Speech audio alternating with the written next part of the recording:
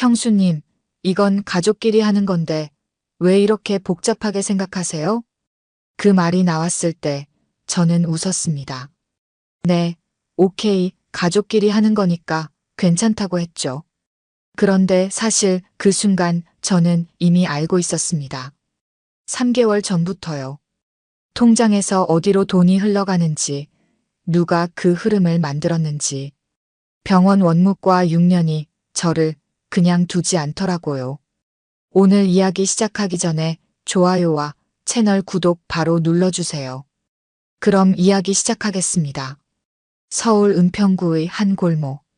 5층짜리 중형 정형외과 건물은 아침 8시가 되면 주차장부터 분주해지기 시작합니다.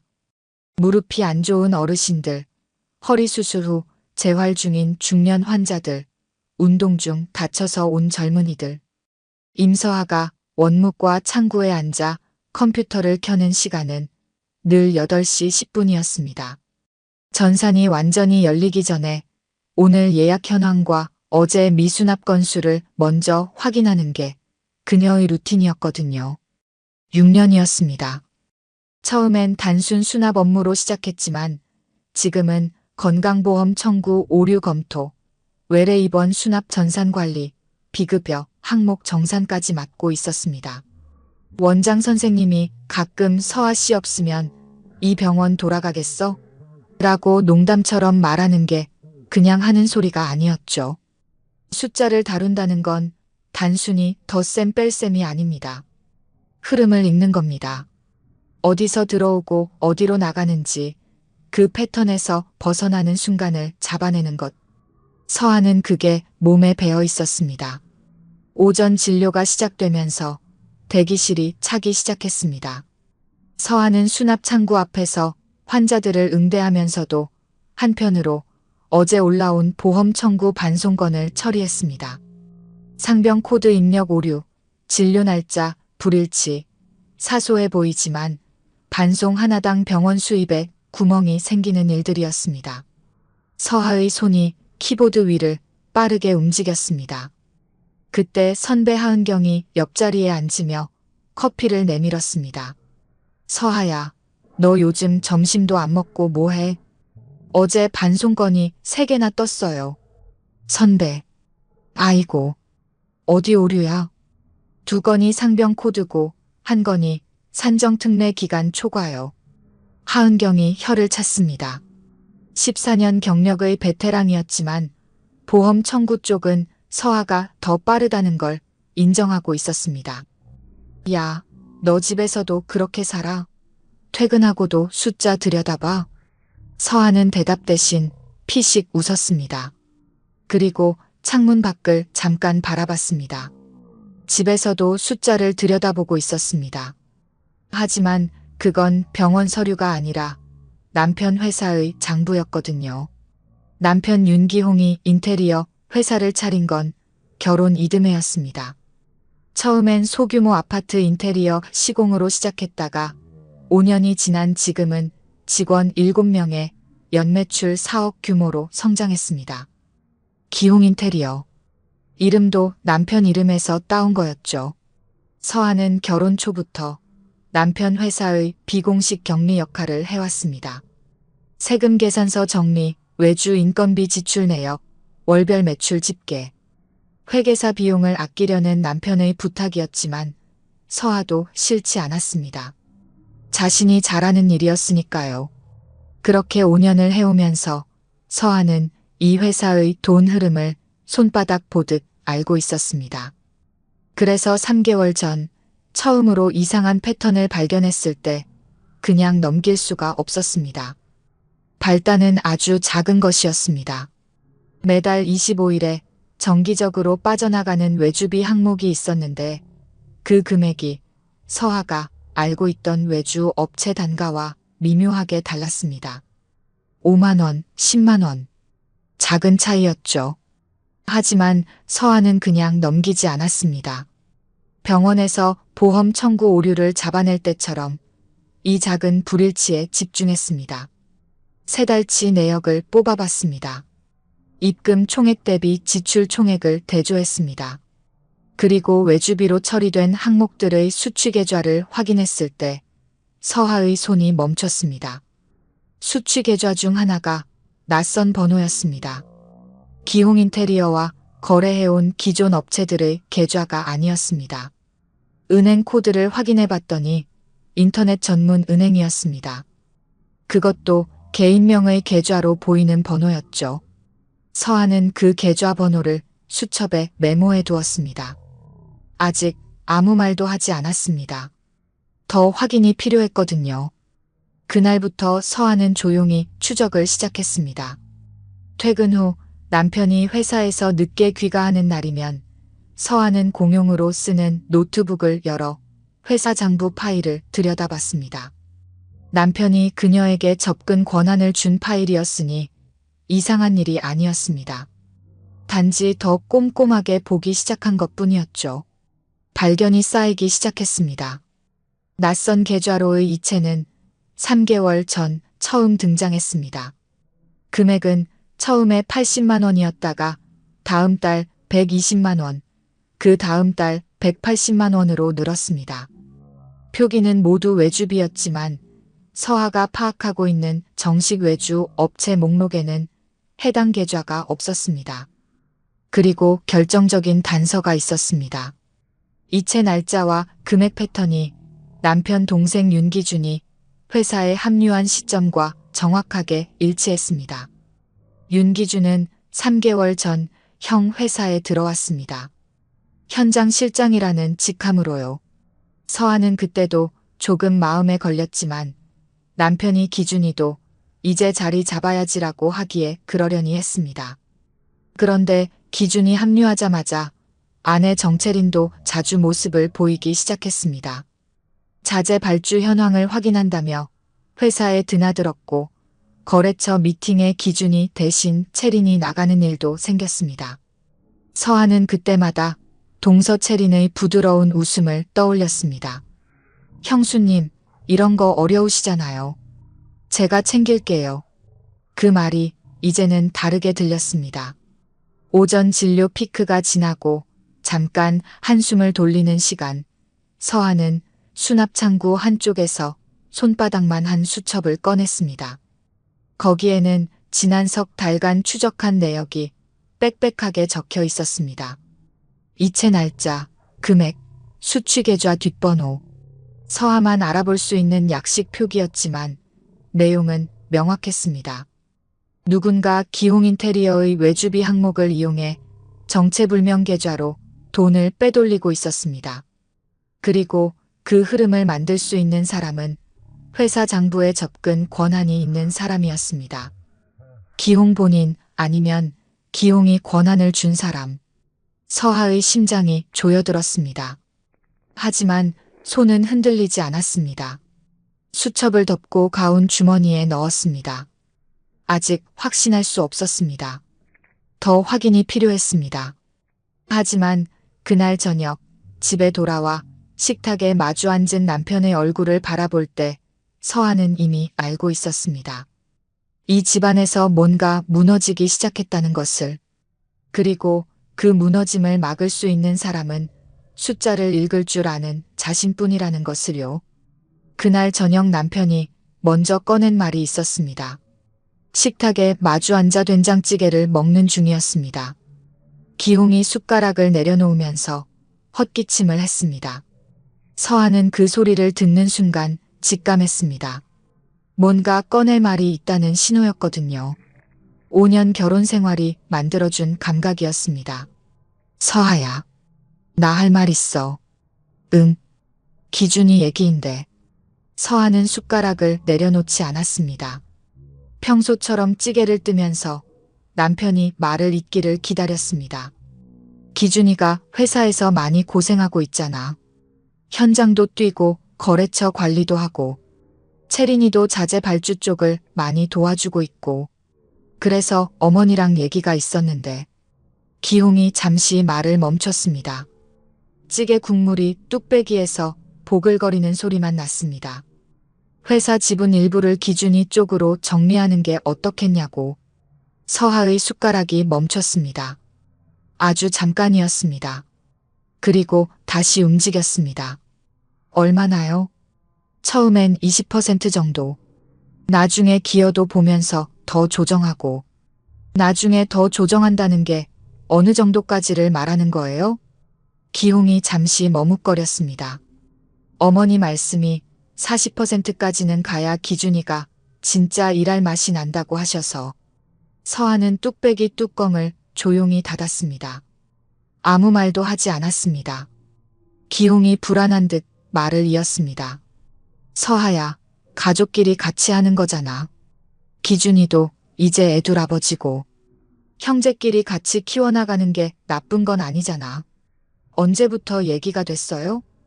어머니가 처음 말씀하신 건 석 달 전이야. 근데 내가 아직 결정 못했어서 말 못하고 있었고. 석 달 전. 서하의 머릿속에서 무언가가 딱 하고 맞아 떨어지는 소리가 났습니다. 낯선 계좌로 이체가 처음 시작된 시점과 정확히 일치했습니다. 지분 이전 논의가 시작된 시점부터 이미 돈이 빠져나가고 있었습니다. 서하는 숨을 고르고 남편을 바라봤습니다. 여보, 나한테 먼저 상의하지 않고 어머니랑 이야기가 진행된 건 그건 왜요? 그게 어머니가 먼저 말씀하셔서. 그래서 나는 나중에 통보받는 거예요? 기홍의 표정이 약간 굳었습니다. 통보가 아니라 지금 얘기하는 거잖아. 석 달만 해요. 기홍이 입술을 달싹였습니다. 반박하고 싶었겠지만 할 말이 없었습니다. 서하는 더 캐묻지 않았습니다. 뚝배기를 도로 열어 찌개를 떴습니다.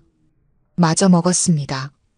기홍이 멋쩍게 앉아있다가 자기 밥도 마저 먹기 시작했습니다. 서하야, 싫어? 생각해 볼게요. 어머니가 이번 주 일요일에 오시는데 그때 같이 얘기하면 어때? 좋아요. 서하의 목소리는 조용하고 부드러웠습니다. 기홍은 아내가 그냥 받아들이는 것으로 착각했을 겁니다. 서하의 눈이 어떤 빛으로 가라앉아 있는지 그는 보지 못했으니까요. 그날 밤 서하는 욕실에서 오래 머물렀습니다. 샤워를 마치고 거울 앞에 섰습니다. 수증기가 거치면서 자신의 얼굴이 서서히 드러났습니다. 석 달. 지분 이야기가 오가는 동안 이미 돈이 빠져나가고 있었습니다. 공식적인 지분 이전도 아직 안 된 상태에서 먼저 자금이 새고 있다는 건 이미 누군가 이 판을 자기 방식으로 움직이고 있다는 뜻이었습니다. 다음 날 점심시간, 서하는 선배 하은경을 조용히 끌어당겼습니다. 병원 옥상 벤치였습니다. 선배, 나 좀 도와줘요. 하은경이 도시락 뚜껑을 열다가 멈췄습니다. 서하가 수첩을 꺼냈습니다. 3달치 이체 내역을 적어둔 것이었죠. 남편 회사 장부에서 이상한 게 있어요. 외주비로 처리됐는데 등록된 업체 계좌가 아니에요. 이 계좌가 누구 건지 알아낼 방법이 있을까요?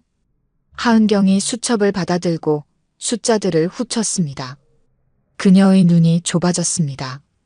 이 선배는 4년 전 남편과의 재산 분쟁을 직접 겪은 사람이었습니다.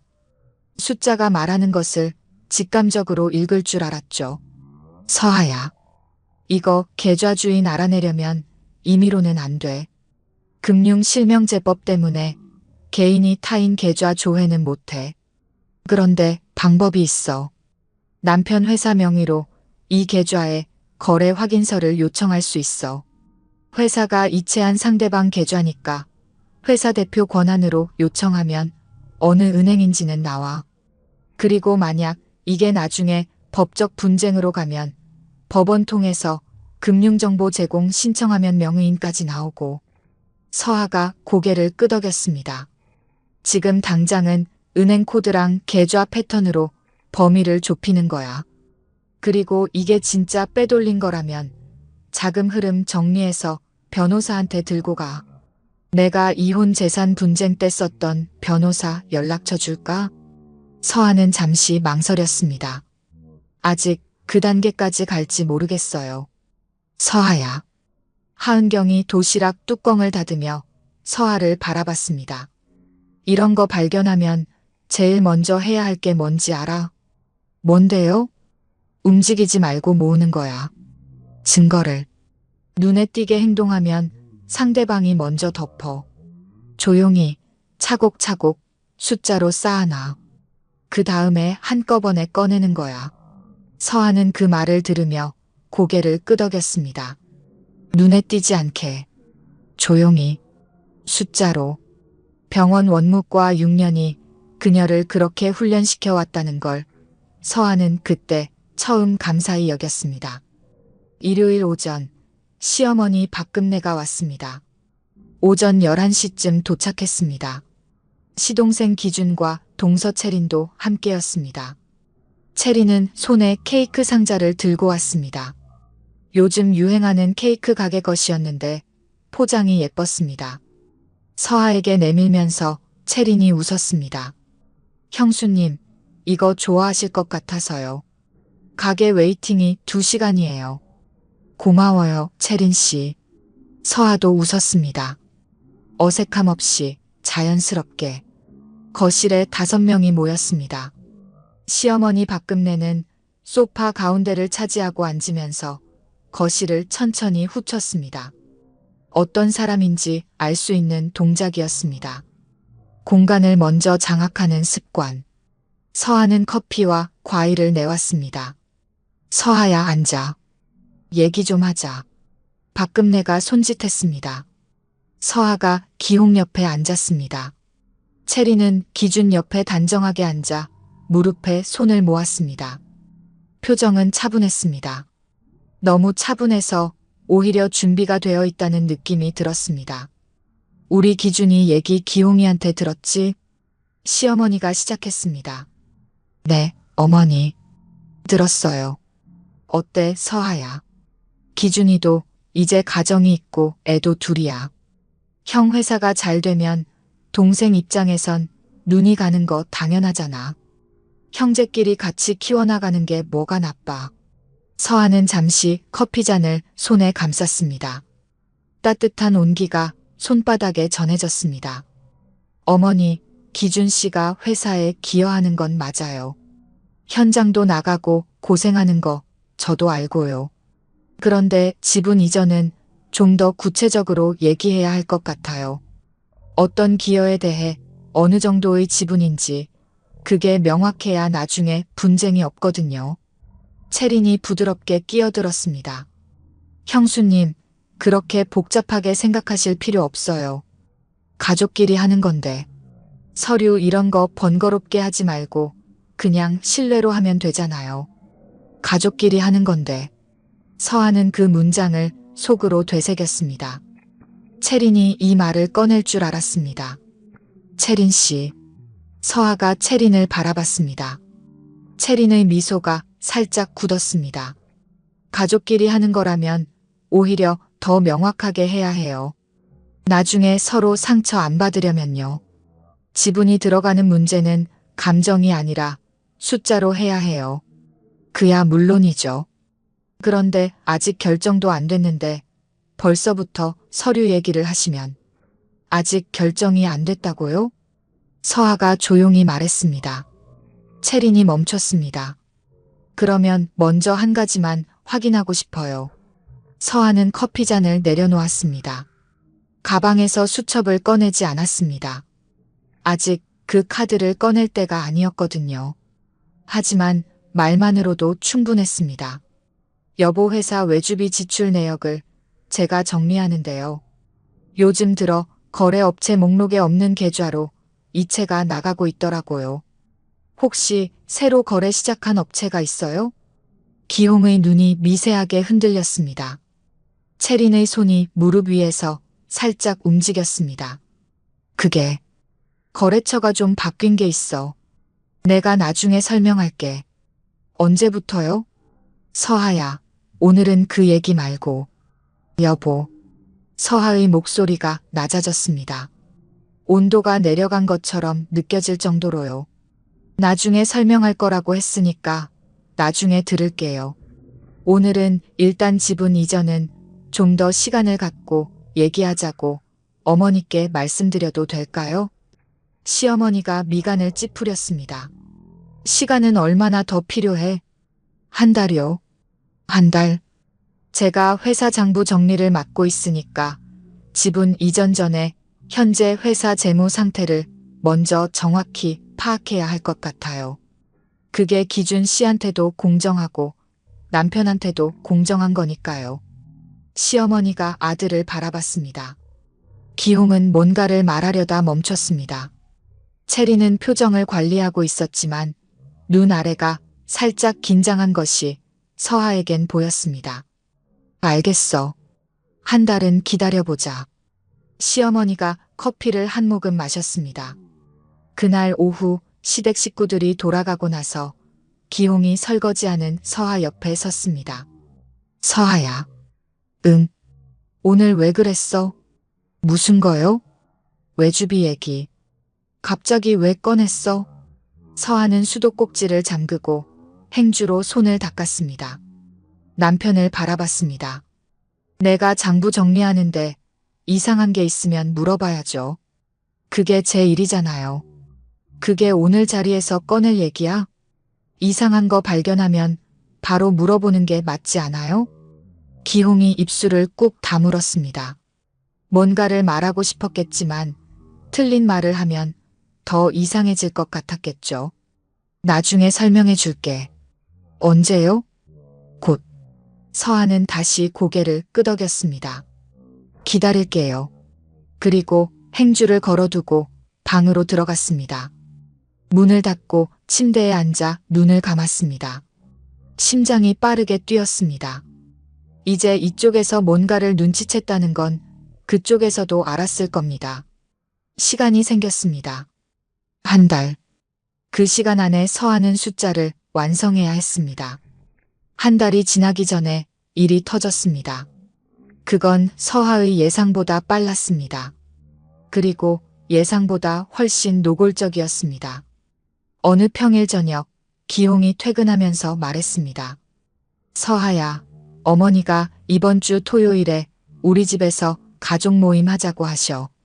기준이네도 오고. 갑자기요? 응. 지분 얘기도 있고 해서 다들 모여서 얘기하자고. 서하는 고개를 끄덕였습니다. 그러면서 속으로는 계산했습니다. 한 달을 달라고 했지만 지금 2주밖에 안 됐습니다. 서두르고 있는 겁니다. 토요일 오전 기준과 채린이 아이들을 데리고 먼저 왔습니다. 채린이 반찬 몇 가지를 싸왔습니다. 시어머니가 좋아하는 도라지 무침과 콩자반이었습니다. 서하의 부엌에 들어와 찬장을 열고 그릇을 꺼냈습니다. 마치 자기 집처럼 능숙하게요. 서하는 그 동작을 지켜봤습니다. 아무 말도 하지 않았습니다. 시어머니가 오시고 식사를 마친 뒤 거실에 자리가 잡혔습니다. 채린이 노트북을 꺼냈습니다. 파일을 열었습니다. 화면에 표 하나가 펼쳐졌습니다. 어머니, 형수님. 제가 정리해봤어요. 채린이 설명하기 시작했습니다. 화면에는 기홍 인테리어의 현재 지분 구조와 제안하는 새 지분 구조가 나란히 정리되어 있었습니다. 현재 기홍 100%, 변경한 기홍 60% 기준 40%, 기준이 현장에서 기여한 항목들이 구체적으로 열거되어 있었습니다. 수주 건수, 현장 투입 일수, 거래처 개발 건수, 숫자가 꼼꼼하게 정리되어 있었습니다. 서하는 화면을 조용히 들여다봤습니다. 채린이 이 자료를 오래 준비했다는 게 느껴졌습니다. 가족 모임이 갑작스럽게 잡혔다고 했지만 이 자료는 갑자기 만든 게 아니었습니다. 시어머니가 고개를 끄덕였습니다. 이렇게 해놓으니까 딱 보기 좋네. 기홍아, 어때? 기홍이 화면을 보다가 고개를 끄덕였습니다. 뭐, 채린이가 정리를 잘 해놨네. 기준이가 고생하는 건 맞으니까. 서하가 천천히 입을 열었습니다. 채린 씨, 자료 잘 만들었네요. 감사해요, 형수님. 그런데 한 가지 빠진 게 있어요. 채린의 표정이 미묘하게 굳었습니다. 회사 부채 현황이요. 현재 외주업체 미지급금, 직원 미지급 수당 그리고 지난 석 달 동안 외주비로 처리된 항목 중 검증이 안 된 건들이 있거든요. 지분 구조를 논의하려면 현재 회사의 정확한 자산과 부채를 먼저 봐야 해요. 지분 40%를 가져가는 건 이익만 가져가는 게 아니라 그 비율만큼의 책임도 지는 거니까요. 조용해졌습니다. 기준이 채린을 봤습니다. 채린의 눈이 잠깐 서아를 향했다가 시어머니 쪽으로 이동했습니다. 어머니, 제가 말씀드렸잖아요. 형수님이 이쪽 일에 좀 예민하신 분이셔서요. 예민한 게 아니에요, 채린 씨. 정확한 거예요. 서아의 목소리는 날카롭지 않았습니다. 다만 흔들리지 않았습니다. 지분 이전이 좋은 방향이 되려면 양쪽 모두가 현재 상태를 정확히 알아야 해요. 기준 씨도 나중에 억울한 일 없으려면요. 시어머니가 서아를 바라봤습니다. 오래 바라봤습니다. 그 눈빛 속에서 뭔가를 재는 것 같았습니다. 서아야, 너 혹시 기준이 회사 들어오는 거 반대하는 거야? 아니에요. 기여를 제대로 인정받는 구조를 만들자는 거예요. 말은 바르구나. 시어머니가 짧게 말하고 고개를 돌렸습니다. 그날 저녁 모임이 끝나고 채린이 부엌에서 설거지를 도왔습니다. 둘만 있었습니다. 채린이 낮은 목소리로 말했습니다. 형수님, 솔직하게 여쭤봐도 돼요? 물론이죠. 형수님이 반대하시는 거 맞죠? 솔직히. 서아는 설거지를 멈추지 않았습니다. 그릇을 헹구면서 고요하게 말했습니다. 반대하는 게 아니에요. 숫자가 맞아야 한다는 거예요. 숫자가 맞는다는 게 무슨 의미예요? 채린 씨도 알잖아요. 물소리만 흘렀습니다. 채린은 아무 말도 하지 않았습니다. 서아는 마지막 그릇을 헹궈 건조대에 올려놓았습니다. 수도꼭지를 잠갔습니다. 오늘 수고했어요. 그리고 부엌을 나왔습니다. 그날 밤 서아는 침대에 누워 천장을 바라봤습니다. 채린의 눈을 떠올렸습니다. 부드러운 미소 뒤에 있는 차가운 계산. 그 계산이 얼마나 오래, 얼마나 정교하게 준비됐는지를 서아는 이제 거의 다 알고 있었습니다. 숫자가 맞아야 한다. 그 말이 채린에게는 경고로 들렸을 겁니다. 실제로 경고였으니까요. 그 다음 주부터 압박이 시작됐습니다. 채린이 직접 나서지 않았습니다. 대신 시어머니가 움직이기 시작했죠. 박금래는 일주일에 2~3번 전화를 걸었습니다. 내용은 매번 거의 같았어요. 기준이가 요즘 얼마나 고생하는지, 형이 동생 하나 챙기는 게 뭐가 어렵냐는 것, 서하 내가 그걸 막는 게 보기 좋지 않다는 것. 서하는 매번 공손하게 받았습니다. 그리고 매번 같은 말을 했습니다. 어머니, 조금만 더 기다려주세요. 제대로 정리되면 말씀드릴게요. 하지만 내부에서 기홍이 흔들리기 시작했습니다. 어느 날 저녁 기홍이 침울한 표정으로 돌아왔습니다. 넥타이를 풀면서 소파에 앉더니 한동안 말이 없었습니다. 서하가 물컵을 내밀었습니다. 무슨 일 있어요? 기준이가 오늘 나한테 직접 얘기했어. 서하가 옆에 앉았습니다. 뭐라고요? 형이 자기 믿지 못하면 나가겠다고. 일한 지 6개월 됐는데 지분 얘기가 계속 미뤄지면 자기 입장이 없다고. 서하는 잠시 생각했습니다. 기준 씨가 직접 그렇게 말했어요? 응. 채린 씨 아이디어 같은데요. 기홍의 눈이 흔들렸습니다. 서하야, 그렇게 말하지 마. 기준이 마음이 상한 거야. 여보, 기준 씨가 나가겠다고 하면 어떻게 돼요? 그야 현장 관리를 내가 다시 뛰어야지. 지금 프로젝트가 몇 개예요? 3개. 동시에요? 응. 서하는 고개를 끄덕였습니다.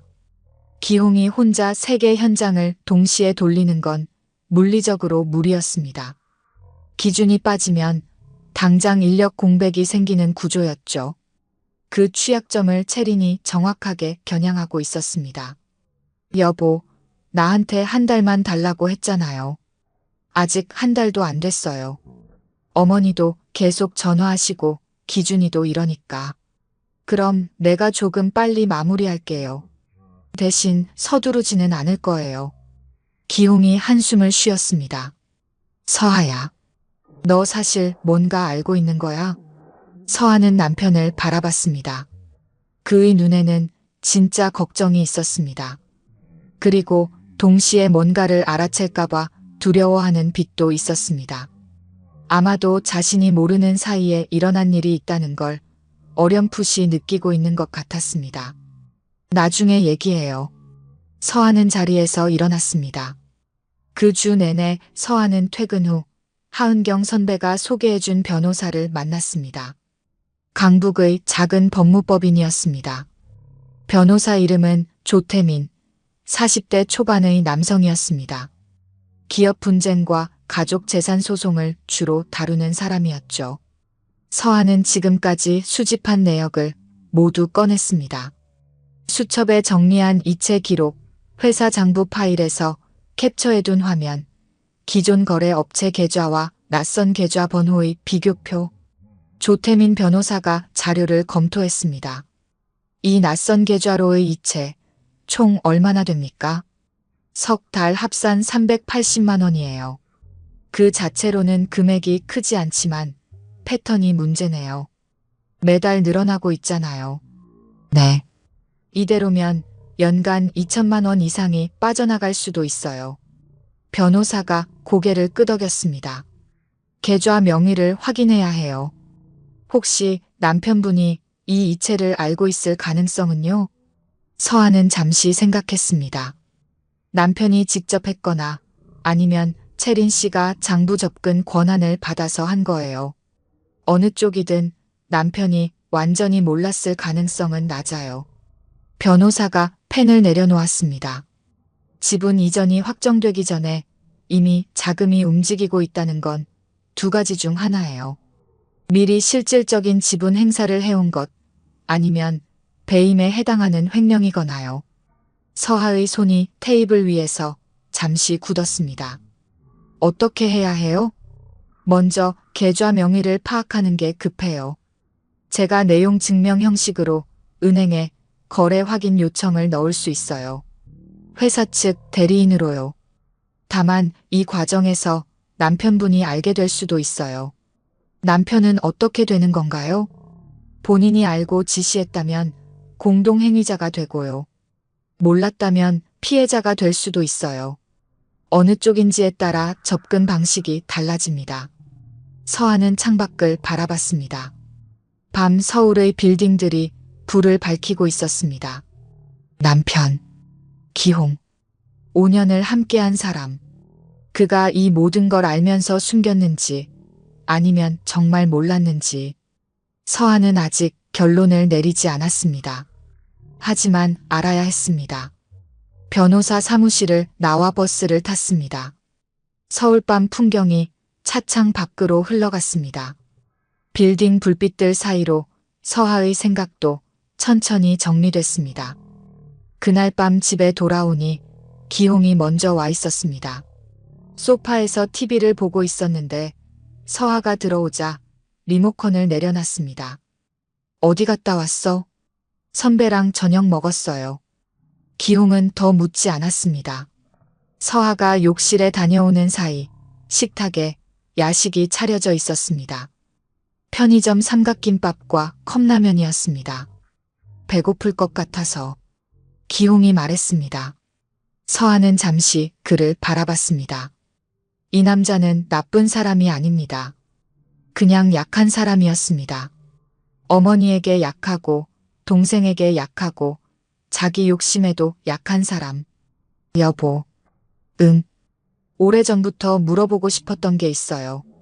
기홍이라면 뚜껑을 열다가 멈췄습니다. 채린 씨가 회사 장부에 접근할 수 있어요? 기홍의 손이 멈췄습니다. 잠깐이었지만 분명했습니다. 기준이 통해서 좀 봤을 수도 있어. 왜? 그냥요. 서하는 삼각김밥 포장을 뜯었습니다. 더 캐묻지 않았습니다. 그날 밤 잠이 오지 않았습니다. 기홍이 옆에서 규칙적으로 숨을 쉬는 소리가 들렸습니다. 서하는 눈을 뜬 채 천장을 바라봤습니다. 채린이 장부 접근 권한을 가지고 있었습니다. 그것도 기홍을 통해서요. 기홍이 직접 줬거나 아니면 묵인했거나 어느 쪽이든 기홍이 완전히 무관하지는 않다는 뜻이었습니다. 그리고 그 다음 날 모든 것이 달라지는 사건이 일어났습니다. 회사에서 점심을 먹고 돌아오는 길에 서하는 문자 하나를 받았습니다. 발신인은 채린이었습니다. 평소 카카오톡으로만 연락하던 사람이 문자를 보낸 것이 낯설었습니다. 형수님, 저 채린이에요. 잠깐 시간 돼요? 단둘이 얘기하고 싶어서요. 서하는 문자를 2번 읽었습니다. 그리고 답장을 했습니다. 언제요? 오늘 저녁 가능하면요. 회사 근처 카페면 어디든 괜찮아요. 서하는 퇴근 후 카페에 나갔습니다. 채린이 먼저 와 있었습니다. 오늘은 평소의 부드러운 웃음이 없었습니다. 표정이 진지했고 눈가가 약간 피곤해 보였습니다. 아이스 아메리카노 2잔이 테이블에 놓였습니다. 채린이 먼저 입을 열었습니다. 형수님, 솔직하게 얘기할게요. 말해봐요. 형수님이 뭔가 알고 있는 거 맞죠? 서하는 아메리카노 잔을 2손으로 감쌌습니다. 대답하지 않았습니다. 채린이 계속했습니다. 형수님이 외주비 얘기 꺼냈을 때부터 알았어요. 저도 형수님이 보통 분이 아니라는 건 알고 있었고요. 그래서요? 형수님이 원하는 게 뭔지 알고 싶어요. 서하는 채린을 바라봤습니다. 이 여자는 협상하러 나온 것이었습니다. 압박이 먹히지 않으니까 직접 타협을 시도하는 것이었죠. 채린 씨. 네. 나는 원하는 게 딱 하나예요. 뭔데요? 숫자가 맞는 거요. 채린의 눈이 흔들렸습니다. 형수님. 회사에서 빠져나간 돈이 어디로 갔는지, 누가 그 이체를 만들었는지, 그게 명확해지면 다음을 얘기할 수 있어요. 채린은 잠시 입술을 깨물었습니다. 그건 오해예요. 기준이 수당 선지급 개념이었고 형수님한테 보고가 안 된 것뿐이에요. 수당 선지급이면 내부 문서가 있어야 해요. 있어요. 언제 만들어진 문서예요? 채린이 대답하지 않았습니다. 서하는 그 침묵이 대답이라는 걸 알았습니다. 서류는 지금 만들어지고 있거나 이미 소급해서 만들어진 것이었습니다. 채린 씨. 서하가 아메리카노를 한 모금 마셨습니다. 내가 병원에서 6년 동안 보험 청구 오류 잡아온 사람이에요. 소급해서 만든 서류랑 처음부터 있던 서류는 티가 나요. 채린의 얼굴이 굳었습니다. 두 사람은 한동안 말없이 앉아 있었습니다. 카페 안에서는 다른 테이블의 웃음소리가 들렸습니다. 누군가의 생일 자리인 것 같았습니다. 채린이 먼저 자리에서 일어났습니다. 더 생각해 볼게요. 그렇게 하세요. 채린이 나가고 서하는 혼자 남아 아메리카노를 다 마셨습니다. 얼음이 녹아 싱거워진 커피였지만 끝까지 마셨습니다.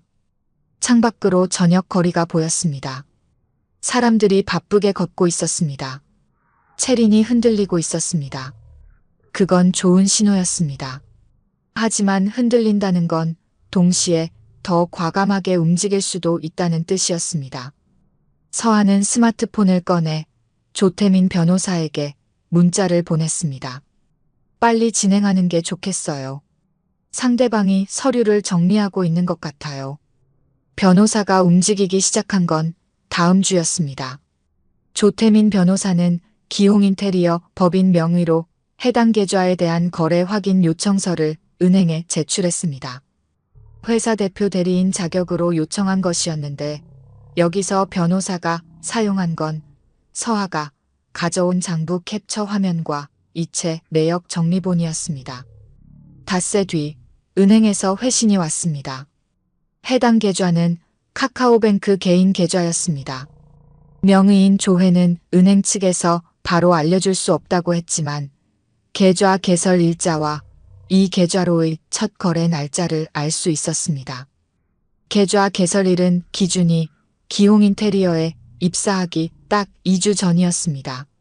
서한은 그 날짜를 수첩에 적었습니다. 손이 잠시 멈췄다가 다시 움직였습니다.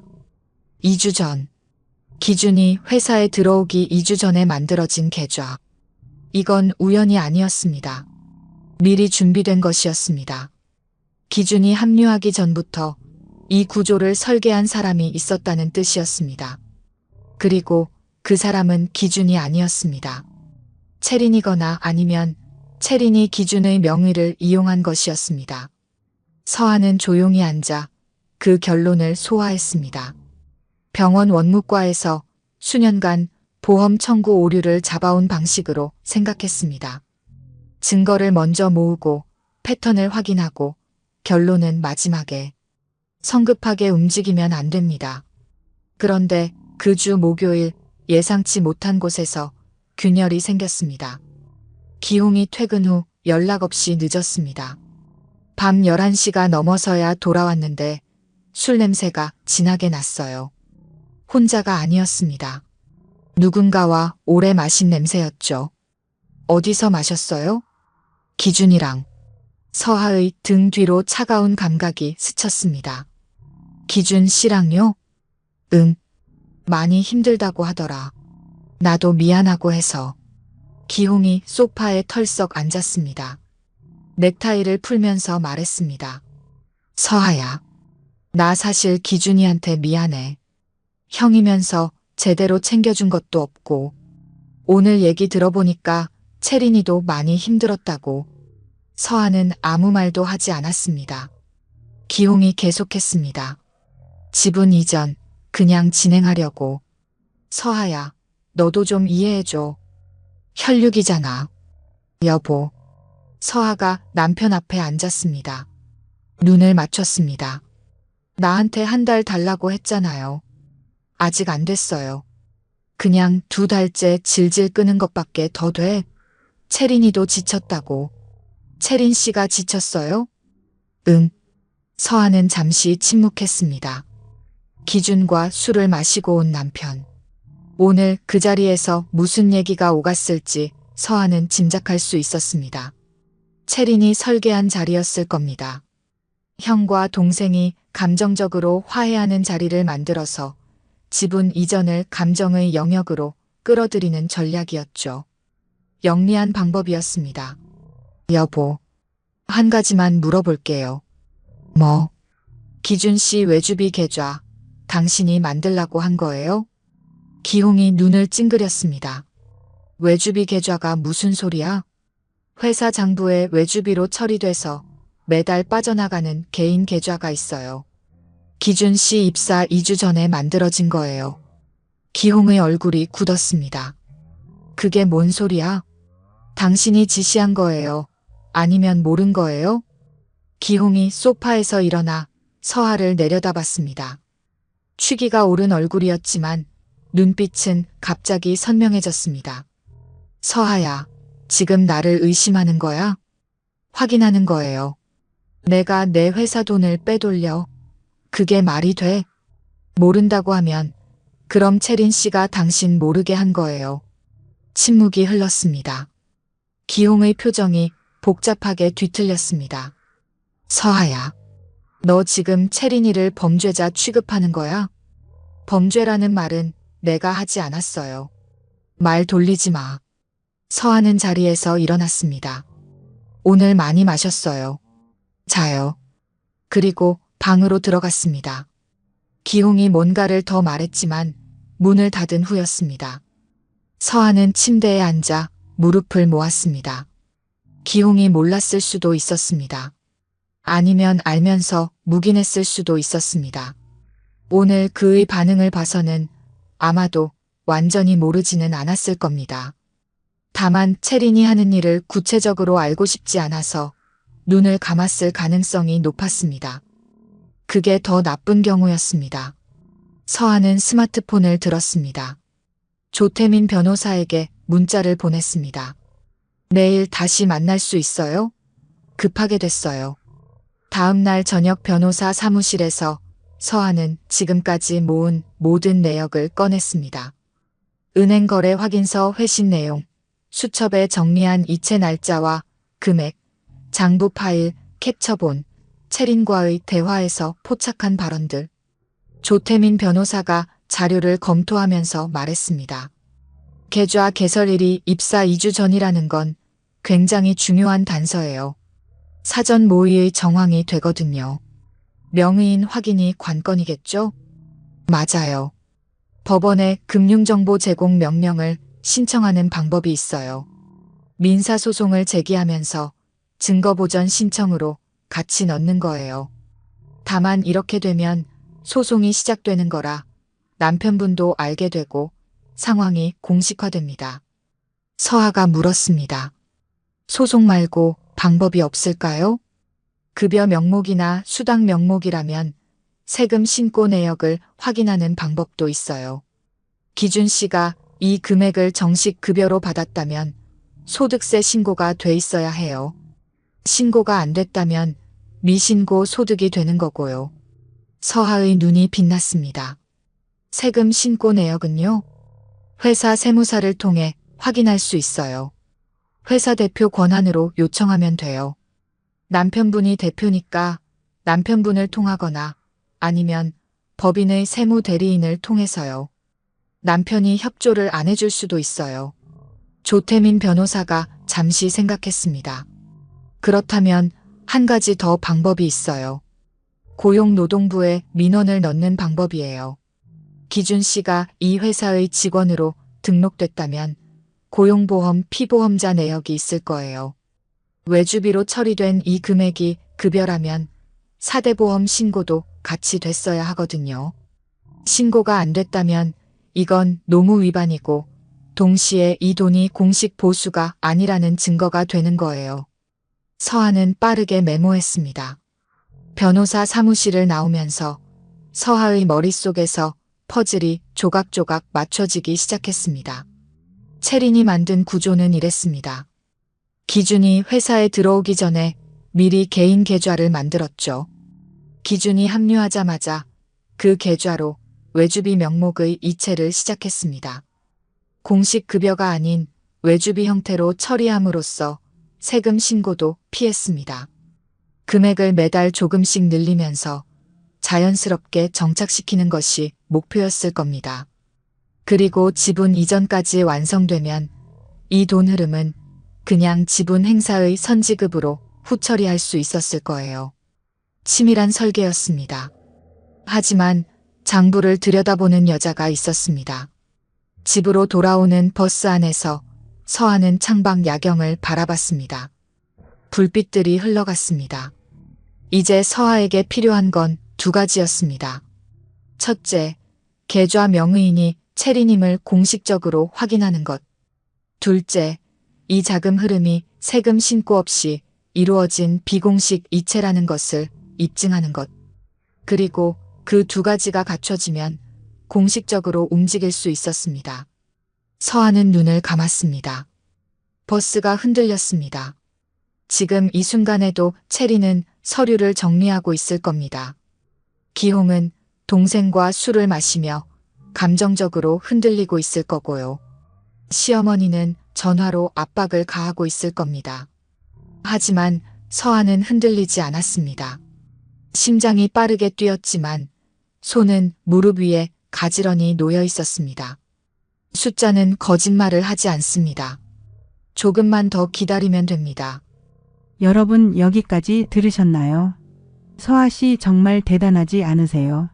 남편도 시어머니도 동서도 모두 압박해오는데 흔들리지 않고 차근차근 증거를 모아가는 모습. 병원 원무과 6년이 이렇게 쓰일 줄이야. 이제 서하 씨가 준비한 숫자들이 터져 나올 차례입니다. 다음 이야기도 끝까지 함께 해주세요. 전환점은 서하가 예상한 방향에서 오지 않았습니다. 고용노동부 민원을 넣기로 결정한 바로 다음 날 병원에서 점심을 먹고 원무과로 돌아오는 길에 스마트폰이 울렸습니다. 발신인은 저장되지 않은 번호였습니다. 서울 지역 번호였습니다. 여보세요. 임서아 씨 되시죠? 네, 그런데요. 저는 세무사 박인호라고 합니다. 기홍 인테리어 세무 담당하고 있는데요. 잠깐 통화 가능하세요? 서하의 손이 복도 벽을 짚었습니다. 네. 말씀하세요. 다름이 아니라 저번 달 법인 계좌 이체 내역에 세무 처리 문제가 생겨서요. 외주비 항목 중에 세금 계산서 미발급 건이 있는데 이걸 어떻게 처리할지 대표님한테 여쭤봐야 하는데 연락이 잘 안 돼서요. 서하는 잠시 생각했습니다. 어느 항목이에요? 지난 석 달간 매달 25일에 나간 이체 건들이요. 거래처명도 불명확하고 세금 계산서도 없어서 이대로면 세무조사 나왔을 때 소명이 안 돼요. 서하는 숨을 고르고 말했습니다. 박 세무사님, 제가 기홍인테리어 장부 정리 담당하고 있거든요. 제가 먼저 확인해도 될까요? 대표님이 요즘 바쁘셔서요. 아, 그러세요? 그러면 이메일로 내역 보내드릴까요? 부탁드려요. 그날 오후 이메일이 왔습니다. 서하는 원무과 업무가 끝나는 5시에 자리에서 이메일을 열었습니다.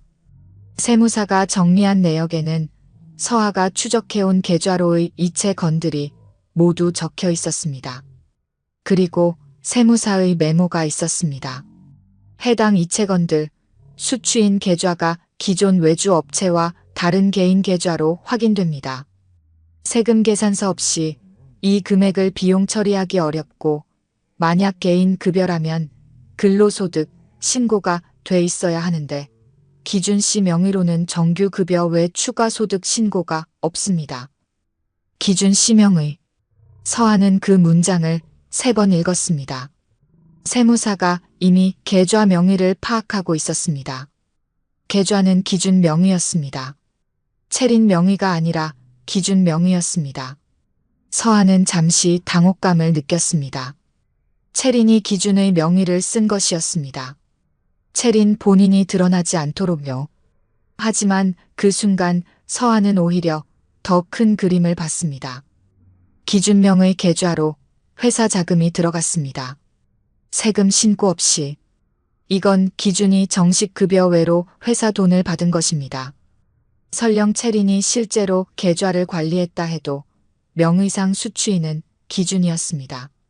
기준이 이 사실을 알고 있었다면 공범이고 몰랐다면 체린이 기준 명의를 도용한 것입니다.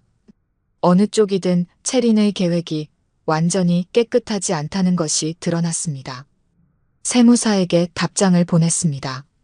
내역 잘 받았습니다. 해당 이체건들 관련해서 법적 검토가 필요한 상황이 생겼어요. 세무 처리는 잠시 보류해 주시고 이 내역 공문 형태로 출력해 보내주실 수 있을까요? 세무사가 다음 날 공문을 보내줬습니다. 법인 공문 양식에 이체 내역과 세무 문제 소견이 적힌 서류였습니다. 공식 문서였습니다. 서하는 그 문서를 프린트하고 파일에 끼웠습니다. 손이 떨렸지만 동작은 정확했습니다. 이제 계좌 명의인이 기준이라는 것이 공식 세무 문서로 확인됐습니다. 하은경 선배가 옆자리에서 서하의 표정을 봤습니다. 서하야, 얼굴이 왜 그래? 서하가 선배를 바라봤습니다. 선배, 다 됐어요. 그날 저녁 서하는 조태민 변호사에게 세무사 공문을 포함한 전체 자료를 전달했습니다. 변호사가 자료를 검토하면서 말했습니다. 이제 법적으로 움직일 수 있는 근거가 생겼어요. 기준 시명의 계좌로 세금 신고 없이 회사 자금이 유출됐다는 건 업무상 배임에 해당할 수 있고요. 체린 씨가 장부 접근 권한을 이용해 이 이체를 만들었다면 공모관계가 됩니다. 남편은요? 변호사가 잠시 생각했습니다. 남편분이 몰랐다면 피해자 입장이 돼요. 알았다면 공범이 되고요. 지금 남편분의 협조 여부가 중요해요. 남편분이 이 사실을 인지하고 법적 조치에 동의하면 훨씬 빠르게 진행되거든요. 남편한테 언제 말해야 할까요? 최대한 빨리요. 다만 한 가지 주의할 게 있어요. 변호사가 서아를 바라봤습니다. 남편분이 이 상황에서 채린 씨 편을 들 가능성도 있어요. 혈육관계라는 게 있으니까요. 그럴 경우를 대비해서 지금 당장 서아 씨 개인 자산을 분리해두는 게 좋아요. 혼전예금, 결혼 후 본인 급여로 모은 것. 지금 당장요. 서아는 그 말을 듣고 잠시 침묵했습니다. 남편이 그쪽 편을 든다면 그 다음은 어떻게 되는 건가요? 변호사가 직접적으로 말했습니다. 그때는 이혼 소송과 재산 분할 소송이 같이 가는 거예요. 지금 남편 회사에서 빠져나간 돈이 부부 공동 재산의 손실이니까 서아 씨는 손해배상도 청구할 수 있고요. 서아는 그 말을 들으면서 차갑게 정리되는 무언가를 느꼈습니다. 결혼 5년. 좋아서 한 결혼이었습니다. 기홍이 나쁜 사람이라서 이 상황이 된 게 아니라는 것도 알았습니다. 그냥 약한 사람이었습니다. 어머니에게 약하고 동생에게 약하고 그 약함이 결국 이 결과를 만든 것이었죠. 하지만 약함은 면죄부가 아니었습니다. 알겠어요. 자산 분리 먼저 하고 남편한테 얘기할게요. 그날 밤 서아는 기홍이 잠든 뒤 조용히 일어나 서재에 앉았습니다. 노트북을 열었습니다. 5년치 가계부와 통장 내역을 열었습니다. 혼전에 모아뒀던 예금, 결혼 후 매달 조금씩 들어간 적금, 차곡차곡 쌓인 숫자들이었습니다. 창밖은 고요했습니다. 서울의 밤거리가 불을 밝히고 있었습니다. 서아는 혼전 예금, 통장 내역 출력본을 뽑아 날짜별로 정리했습니다. 그리고 결혼 후 자신의 급여에서 들어간 적금 내역을 별도 파일로 만들었습니다. 이 돈은 자신만의 것이었습니다. 새벽 2시였습니다.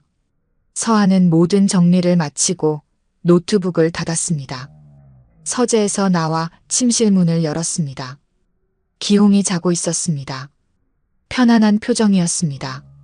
서아는 그 얼굴을 오래 바라봤습니다. 내일은 얘기해야 했습니다. 다음 날 저녁 서아는 기홍에게 말했습니다. 여보, 오늘 저녁에 얘기 좀 해요. 기홍이 퇴근 후 집에 들어오면서 뭔가 눈치를 챈 듯 표정이 굳었습니다. 서아가 식탁 위에 서류들을 펼쳐놓고 있었거든요.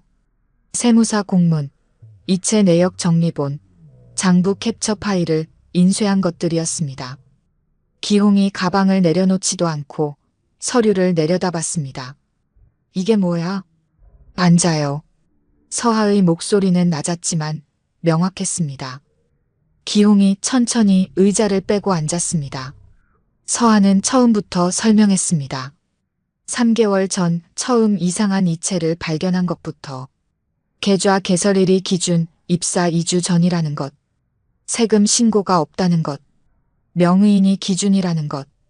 기홍은 처음엔 말없이 서류를 봤습니다.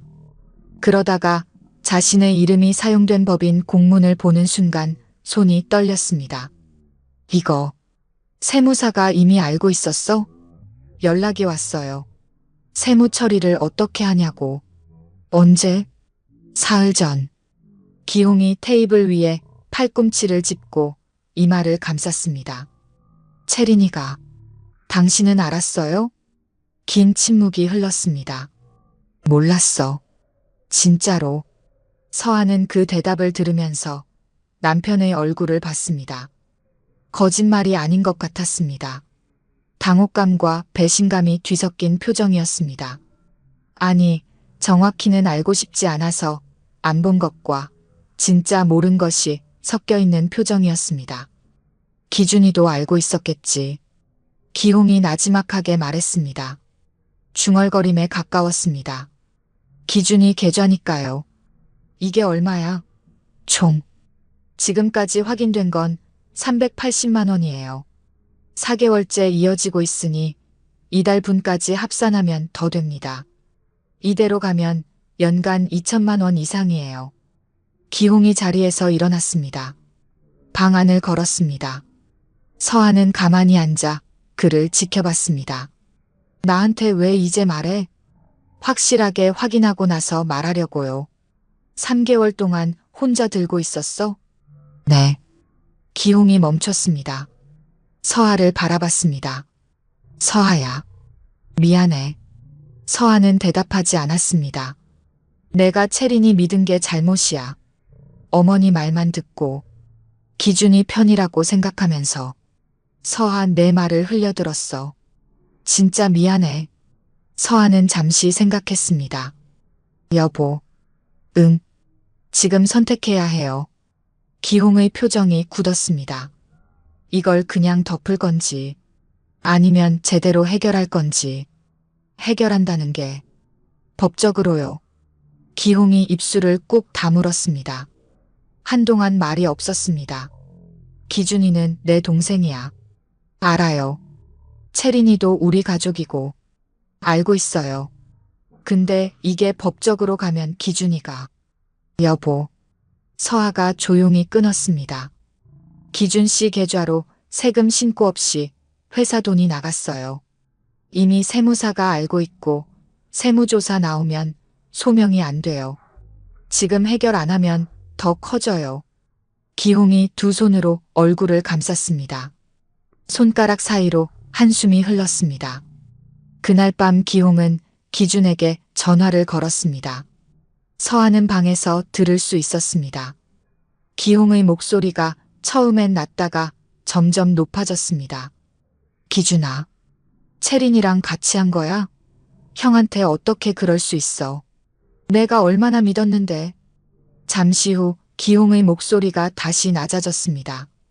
뭔가를 듣고 있는 것 같았습니다. 그리고 전화가 끊겼습니다. 기홍이 서하의 방 문을 열었습니다. 채린이가 한 거야. 기준이는 계좌만 만들어줬다고. 서하는 그 말을 들으면서 수첩에 기록을 추가했습니다. 기준 씨 증언도 필요해요. 기준이가 해줄 수 있어? 해줘야 해요. 그게 기준 씨한테도 유리해요. 피해자 입장이 되는 거니까. 기홍이 문기둥에 기대서 서하를 바라봤습니다. 서하야, 너 처음부터 이렇게 될 줄 알았어? 몰랐어요. 하지만 준비는 했어요. 기홍이 낮게 웃었습니다. 웃음 속에 여러 감정이 섞여 있었습니다. 나는 뭘 한 거야? 이제부터 같이 하면 돼요. 조태민 변호사가 움직이기 시작했습니다. 기홍이 회사 대표로서 정식으로 법적 조치에 동의하자 변호사는 신속하게 진행했습니다. 우선 채린을 상대로 업무상 배임에 따른 손해배상 청구 내용 증명을 발송했고요. 그리고 동시에 기준 계좌에 대한 금융거래 내역 조회를 법원에 신청했습니다. 내용 증명이 도착한 날 저녁 채린에게서 전화가 왔습니다. 기홍의 폰으로요. 기홍이 거실에서 전화를 받는 소리가 들렸습니다. 서하는 주방에서 물을 끓이면서 귀를 기울였습니다. 채린의 목소리는 들리지 않았지만 기홍의 반응으로 짐작할 수 있었습니다. 채린아, 나도 힘들어. 근데 이미 세무사가 알고 있는 거야. 지금 해결 안 하면 더 커지잖아. 잠시 침묵. 그건 너랑 내가 해결해야 할 문제야. 서하한테 화내지 마. 서하는 장부 정리하다가 발견한 거야. 또 침묵. 채린아, 나도 힘들다고. 기준이 불러서 같이 앉자. 어머니한텐 내가 말씀드릴게. 전화가 끊어졌습니다. 기홍이 한동안 거실에서 움직이지 않았습니다. 다음 날 주말 오전 시어머니 박금래에게서 전화가 왔습니다. 기홍이 받았고 서하는 주방에서 들었습니다. 시어머니의 목소리는 날카로웠습니다. 기홍아, 서하가 채린이한테 내용 증명이 뭐야? 그게 말이 돼? 가족한테 소송 서류를 보내. 기홍이 조용히 말했습니다. 어머니, 채린이가 회사 돈을 허가 없이 빼간 거예요. 그게 사실이에요. 그게 사실이라도 가족끼리 앉아서 얘기로 해야지. 얘기로 하려고요. 그러려면 먼저 뭘 어떻게 한 건지 채린이가 인정해야 해요. 잠시 후 시어머니가 낮게 말했습니다. 서아가 시킨 거지. 기홍의 목소리가 조금 높아졌습니다. 어머니, 제 회사예요. 제가 결정한 거예요. 전화가 끊겼습니다. 기홍이 주방으로 들어왔습니다. 서아는 커피를 내리고 있었습니다. 어머니가 많이 화나셨어요? 응. 근데 괜찮아. 기홍이 커피를 받아들고 창밖을 바라봤습니다.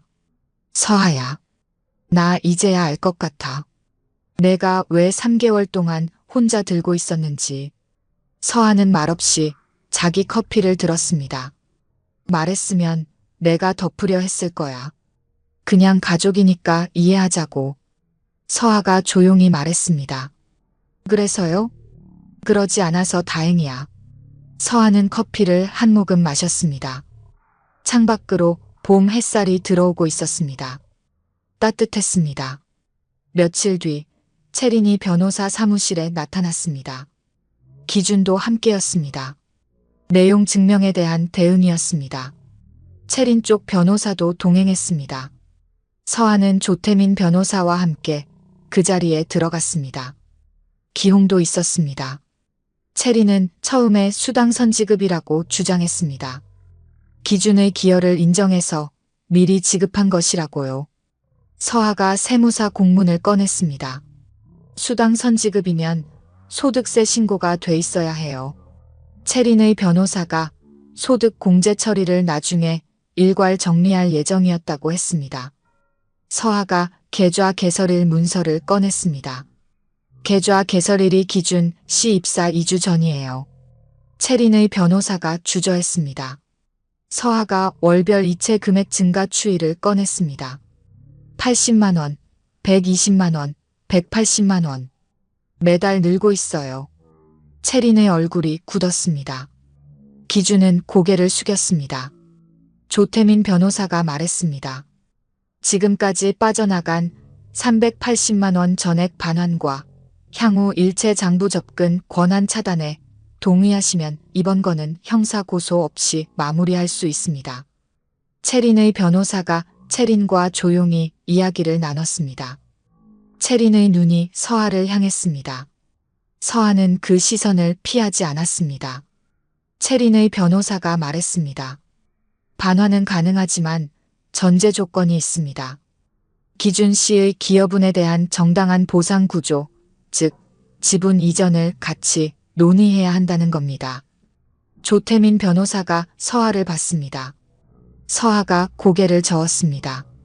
지분 이전은 별개예요. 이번 건은 이번 건대로 해결하고 지분 이전은 지분 이전대로 따로 논의해야 해요. 채린의 변호사가 다시 말했습니다. 형사 고소를 안 하는 조건이라면 어느 정도 상호 합의가 필요하지 않겠습니까? 서아가 말했습니다. 380만 원 반환과 장부 접근 차단. 이 두 가지는 기본이고요. 그 이상 요구하는 게 아니에요. 하지만 지분 이전을 이건과 연결하려는 시도는 받아들일 수 없어요. 채린이 눈을 가늘게 뜨고 서아를 바라봤습니다. 형수님. 서아가 채린을 바라봤습니다. 가족끼리 하는 거라고 하셨죠, 채린 씨. 채린이 입술을 움직이지 않았습니다. 가족끼리 하는 거면 가족한테 숨기면 안 됐어요. 그 말이 방 안에 조용히 놓였습니다. 기준이 고개를 들지 못했습니다. 채린의 눈가가 붉어졌습니다. 처음으로 보이는 감정이었습니다. 분노인지 수치심인지 알 수 없었지만 그 차갑던 표정이 처음으로 흔들렸습니다. 채린의 변호사가 조용히 채린에게 말했습니다. 채린이 입술을 깨물며 고개를 저었습니다. 시간이 필요합니다. 일주일만 주십시오. 조태민 변호사가 서아를 봤습니다. 서아가 고개를 끄덕였습니다. 일주일입니다. 그 안에 반환 의사가 없으면 형사고소로 전환합니다. 회의실을 나오면서 서아의 심장이 빠르게 뛰었습니다. 아직 끝나지 않았습니다. 체리는 마지막까지 버틸 것이었습니다. 그 주 목요일 저녁, 시어머니 박금내가 예고 없이 집으로 왔습니다. 현관 도어록이 열리면서 박금내가 들어왔습니다. 기홍이 열어줬습니다. 서하는 거실 소파에 앉아 있다가 일어났습니다. 시어머니는 소파에 앉으면서 서하를 바라봤습니다. 서하야. 네, 어머니. 앉아. 서하가 맞은편에 앉았습니다. 박금내는 한동안 서하를 바라봤습니다. 그 눈빛에는 이전의 압박이나 분노가 없었습니다. 대신 뭔가 복잡한 것이 담겨 있었습니다. 채린이가 잘못한 거 나도 알아. 서하는 조용히 들었습니다. 근데 나는 그 아이가 왜 그랬는지도 알아. 기준이 둘째 낳고 나서 집도 없고 기준이 벌이도 변변찮고 형 회사에서 열심히 하는데 아무것도 없으니까. 채린이 속이 얼마나 탔겠어. 서하는 말없이 시어머니를 바라봤습니다. 그게 이유가 될 수 있는 건 아니에요, 어머니. 알아. 시어머니가 짧게 대답했습니다. 알면서 못 말렸어. 엄마니까. 그 말에 서하는 잠시 침묵했습니다. 어머니니까. 그게 이유가 되지는 않지만 설명은 됐습니다. 어머니. 응. 저도 기준 씨와 채린 씨를 내보내려는 게 아니에요. 다만 회사가 제대로 돌아가려면 규칙이 있어야 해요. 그 규칙이 지켜지면 기준 씨 기여도에 맞는 대우도 당연히 논의할 수 있어요. 시어머니가 서하를 오래 바라봤습니다. 너 참 독하다. 독한 게 아니에요. 정확한 거예요. 시어머니가 피식 웃었습니다. 의외의 반응이었습니다. 기홍이는 복받았네. 그 주말 서하는 기홍과 오래 얘기를 나눴습니다. 거실에 나란히 앉아서요. TV도 안 켜고 음식도 없이 그냥 두 사람이 처음으로 이 사태의 처음부터 끝을 다 꺼내놓고 얘기했습니다. 나 사실 3개월 동안 혼자 들고 있으면서 많이 무서웠어요. 서하가 말했습니다. 뭐가 무서웠어? 당신이 채린 씨 편들면 어떡하나 싶었어요. 기홍이 한참 말이 없었습니다. 나도 솔직히 처음에 덮고 싶었을 것 같아. 가족이니까. 근데 서하 내가 숫자로 보여주니까 도망갈 수가 없더라고. 서하가 조용히 웃었습니다. 그게 숫자의 힘이에요. 기홍이 서하를 바라봤습니다. 서하야. 미안해. 처음에 어머니 말만 듣고 너한테 제대로 얘기도 안 하고 3개월 동안 혼자 버티게 해서. 서하는 잠시 생각했습니다. 여보. 응. 나는 당신을 믿고 싶었어요. 3개월 내내. 기홍의 눈이 흔들렸습니다. 그래서 혼자 들고 있었어요. 당신이 직접 알게 되면 어떻게 할지 지켜보고 싶었어요. 어떻게 됐어? 서하는 기홍을 바라봤습니다. 제대로 됐어요. 두 사람이 잠시 말없이 앉아 있었습니다. 창밖으로 오후 햇살이 부드럽게 들어왔습니다. 기홍이 먼저 손을 내밀었습니다. 서하의 손 위에 살며시 얹었습니다. 서하는 그 손을 물리치지 않았습니다. 이후 기홍 인테리어는 운영 구조를 정비했습니다. 기준은 정식 직원으로 재계약했습니다. 급여는 투명하게 책정됐고 세금 신고도 정상화됐습니다. 채리는 회사 업무에서 완전히 배제됐습니다. 지분 이전 논의는 1년 뒤로 미뤄졌습니다. 기여도를 객관적인 기준으로 평가한 뒤에 결정하기로요. 기준은 채린 없이 혼자 현장에 나가면서 처음으로 제대로 일하기 시작했습니다. 형과의 사이도 조금씩 회복됐습니다. 채리는 한동안 서하를 피했습니다. 하지만 어느 날 명절에 시어머니 댁에서 마주쳤을 때 채린이 먼저 눈을 피하지 않았습니다. 그게 나름의 인정 같았습니다. 시어머니 박금내는 예전처럼 자주 전화하지 않았습니다.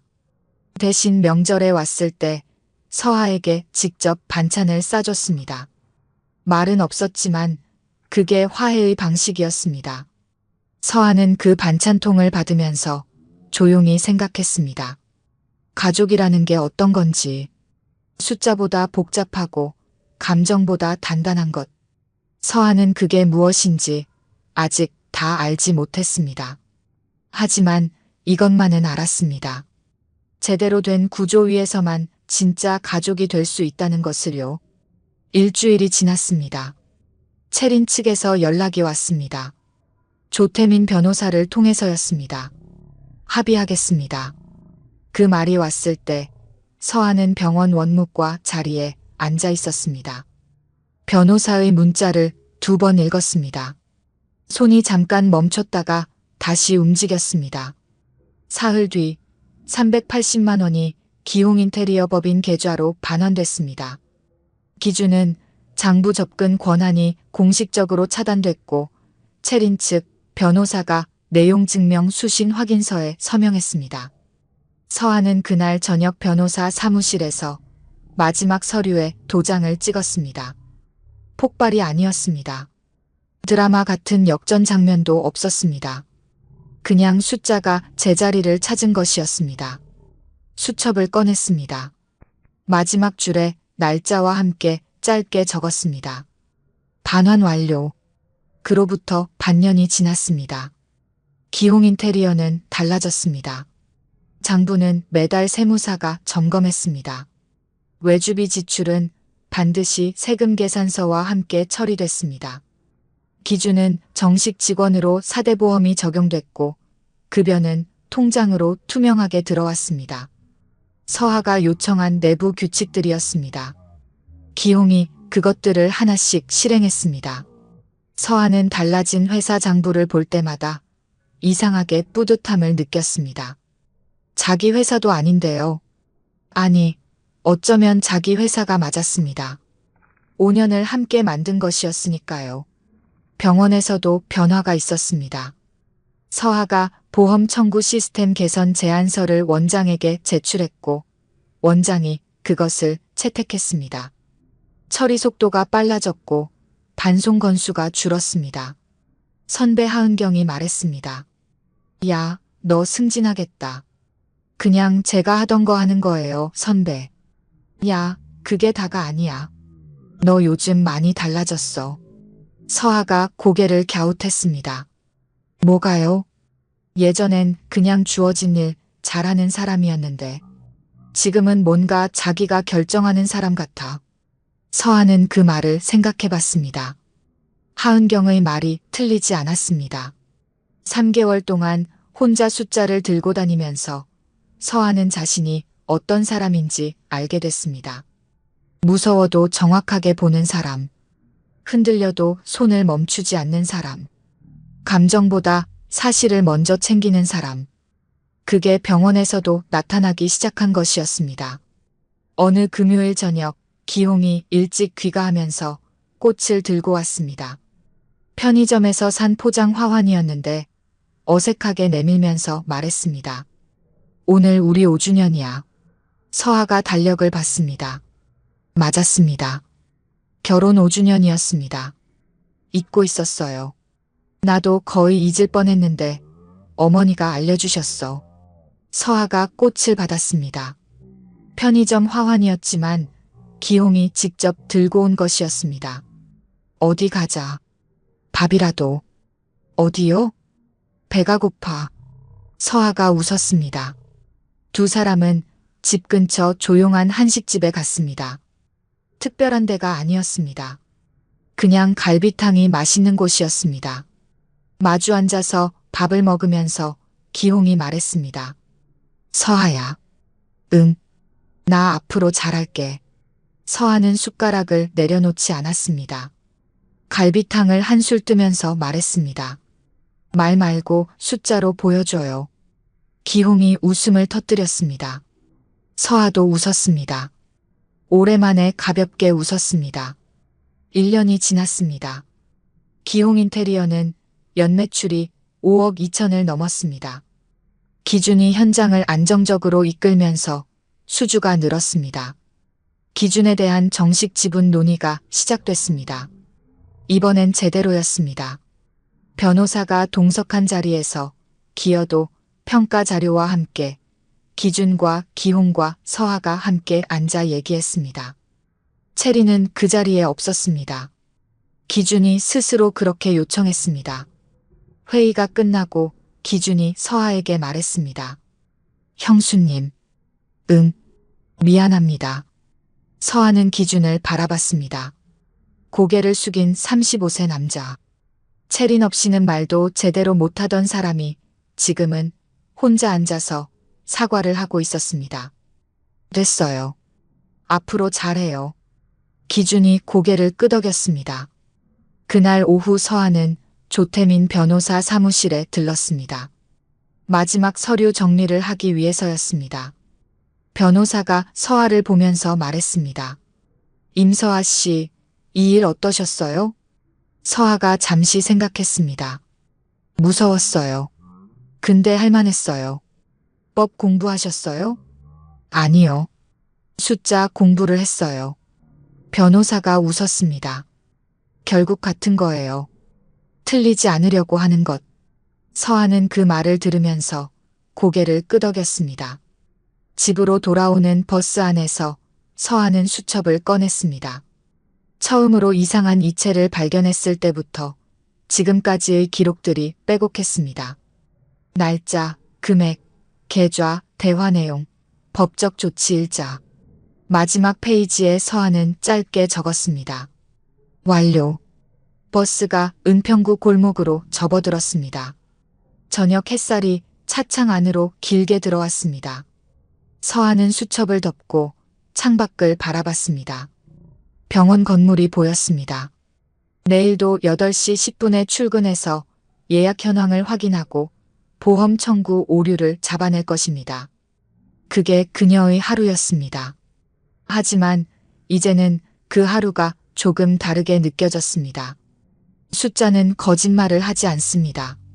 그리고 그 숫자를 읽을 줄 아는 사람은 적어도 자기 삶에서만큼은 쉽게 당하지 않습니다. 버스가 정류장에 섰습니다. 서하는 자리에서 일어났습니다. 발걸음이 가벼웠습니다. 남편은 몰랐습니다. 서하는 속으로 그 말을 되새겼습니다. 제가 3개월 전부터 알고 있었다는 걸요. 여러분 오늘 이야기 어떠셨어요? 서하 씨의 이야기를 처음부터 따라오면서 저도 마음이 많이 쓰였습니다. 병원에서 하루 종일 숫자와 씨름하고 퇴근해서도 혼자 장부를 들여다보던 서하 씨. 시어머니의 압박, 동서의 계략, 그리고 혈육 앞에서 흔들리는 남편까지. 그 모든 걸 혼자 3개월 동안 들고 버텼다는 게 결코 쉬운 일이 아니었을 텐데요. 그런데 서하 씨가 대단한 건 복수를 한 게 아니에요. 사실을 지킨 거예요. 가족이라는 이름 뒤에 숨은 거짓을 숫자로 꺼내들고 감정 대신 증거로 싸웠습니다. 울지도 않고 소리치지도 않고 그냥 정확하게 들고 나온 거예요. 우리 삶도 그렇지 않나요? 가족이라는 말이 때로는 이유 없이 참으라는 말처럼 들릴 때가 있죠. 내가 틀리지 않았는데 가족이니까 그냥 넘어가라는 말.